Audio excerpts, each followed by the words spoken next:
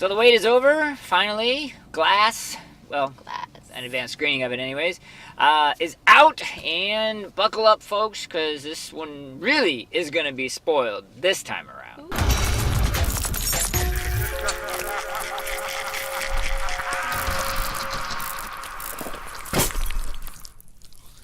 So this is a spoiler-filled review of Really spoiled. Glass. And Yes. if you haven't seen the movie, you gotta go ahead and check it out.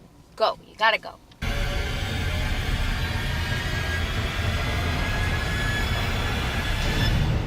All right, you're here. So, just to make sure we're all on the same page, basically this is the combination of Unbreakable and Split, and so you've got the three sort of, people with special powers.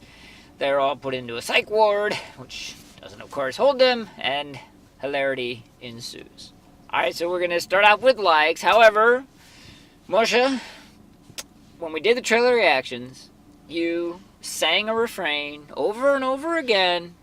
You said, "This is not horror." Okay. And I'm going to give it to you. So, wait. Without question. So, wait, in the history, Yes. or, okay, no, Yeah. maybe not history, but No. I want you to actually admit it, Dante. That. I was... Well, it's not an admission that you're right. You just were right.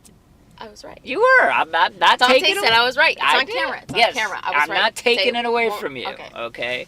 So we want to get that out of the way. Yeah, so it's not horror. So that your, head can explode. It's not To horror. the die-hard, 100% horror fans on that are watching this, it's just not. It's not even on like the level of Split. This is not. So what I'm gonna do is switch gears here and just review this as the type of movie that it was. So we're not doing it. I'm not doing it from a horror perspective per se. Obviously,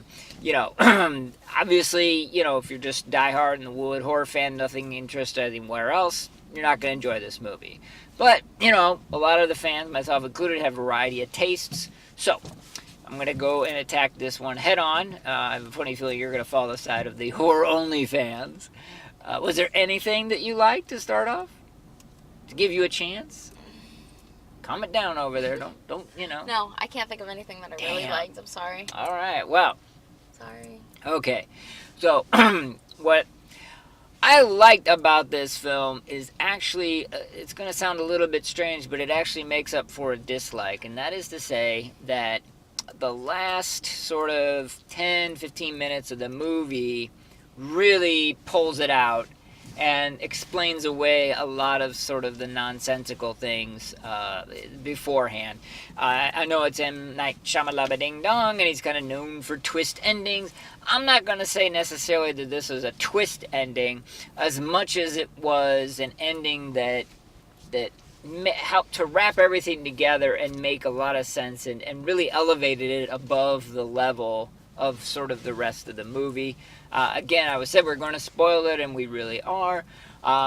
Making the Beast's father be on the same train as David Dunn. Well, that was kind of a twist. I don't know. Yes, I mean, you could say it was a Heartbreaking. twist, but it really, it wraps everything up, because then immediately it turns the Beast against Elijah, because Elijah's the one that caused the train wreck. He killed his dad.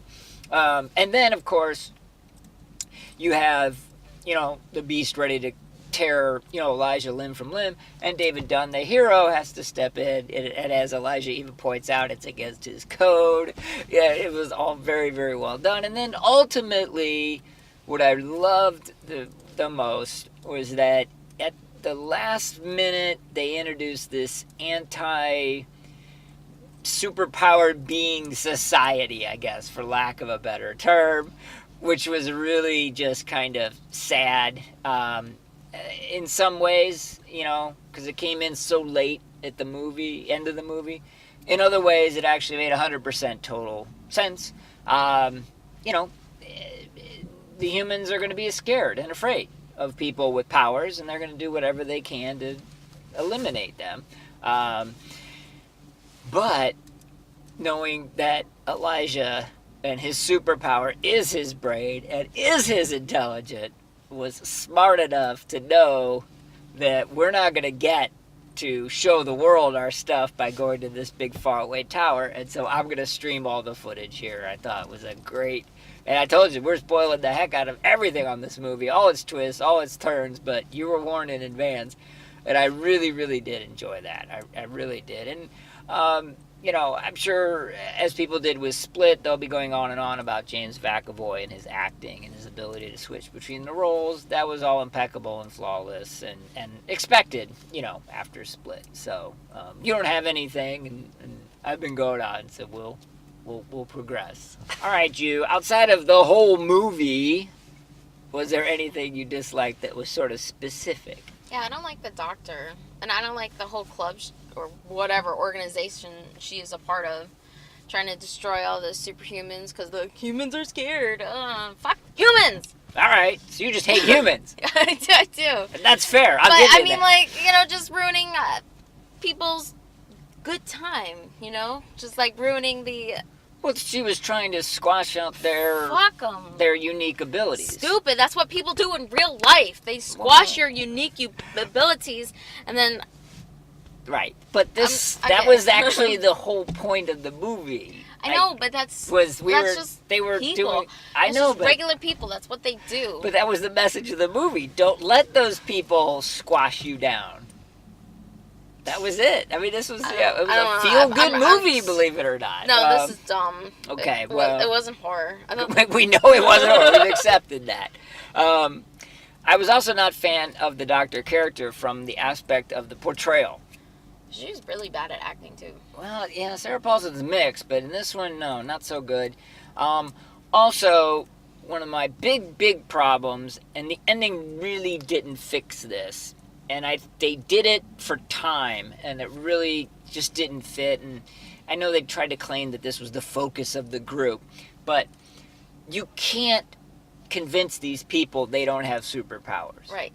Because everything in their life has shown them they do. Right? You can't walk it away or try to convince them by, making up little fabrications about, the bars were old, so that's how you could bend them. Okay, and then all the other things, and, David Dunn can't, he could just read people. Okay, but, in the 19 years since Unbreakable, he didn't do tons of inhuman feats. No. Right. I mean, they should have just been like, bitch, you crazy.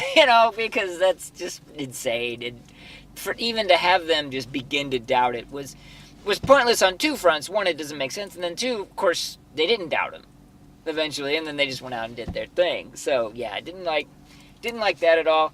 And, it's a lot of sloppy writing on M. Night Shyamalan's part to just kind of, he had his point that he wanted to get across, and he was willing to sacrifice common sense to get there. He's not alone in this. A lot of filmmakers do it.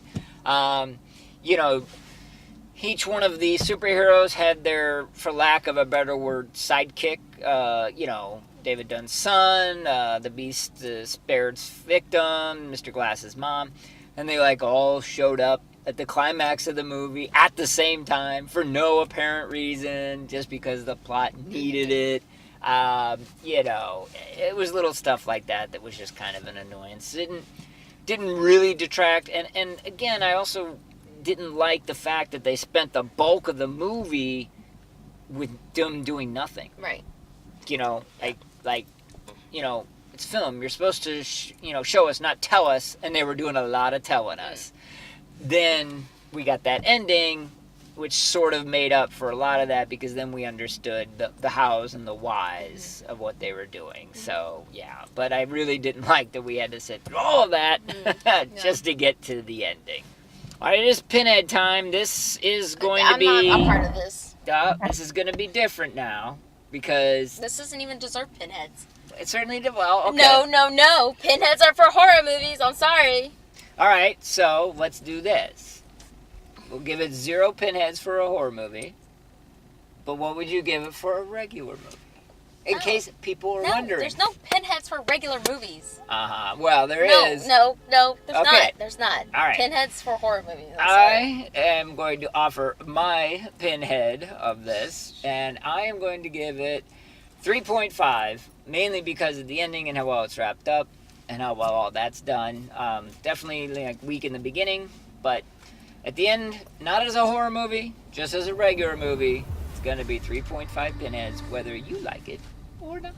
All right, so horror fan or not, chime in and yes. No, you know what, Dante? What? I'm so done with this. I'm sorry, people. This isn't a horror movie. Dante, I'm going to go join the Gollum group over there. Oh, it's like that, huh? Yep. All right. Bye. Bye.